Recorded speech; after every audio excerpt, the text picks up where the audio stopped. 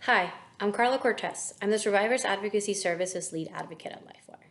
I've been at LifeWire for 8 years and have been part of almost every team during that time. I started out in our transitional housing program and then moved on to our emergency shelter. After that, I became part of our housing stability program.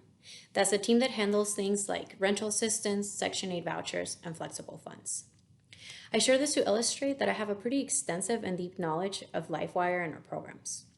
I would also like to share that I hate change. But why is that important? Because LifeWire is always changing. So you would think that would have made me quit after 1 year. Except that is exactly why I have stayed. LifeWire doesn't just change to change.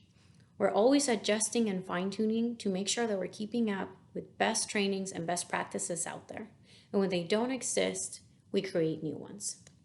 What better example than right now?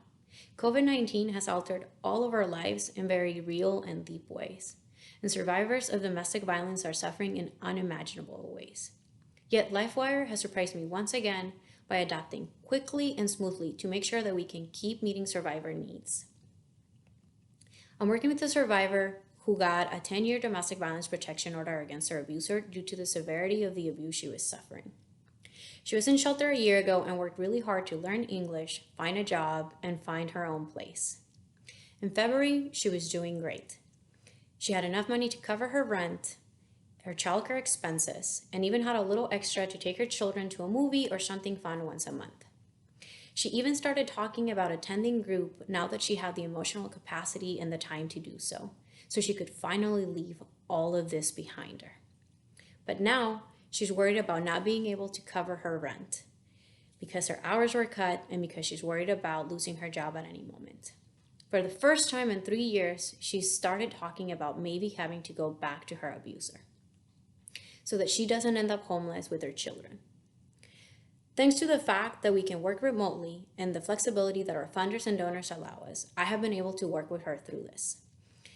We have been looking for affordable childcare. We were able to help her with a portion of her rent, and we are now working on helping her get set up with Uber Eats, so that way she can make a little extra income during this time. Because of this, she feels like she will be able to make ends meet, and she feels a lot safer than she did 2 weeks ago. I've been at LifeWire for a really long time, and I've never been prouder of this agency than I am right now.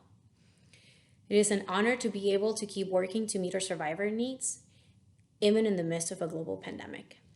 I know that when my son is old enough to study this in history class and he comes home asking about the quarantine of 2020, one of the first things that I will share during this time is that I worked for an agency that stepped up and made a way to serve the most marginalized people in our community during this time. I really cannot emphasize what a big difference you make and how our community is a better and safer place thanks to you. Thank you so much.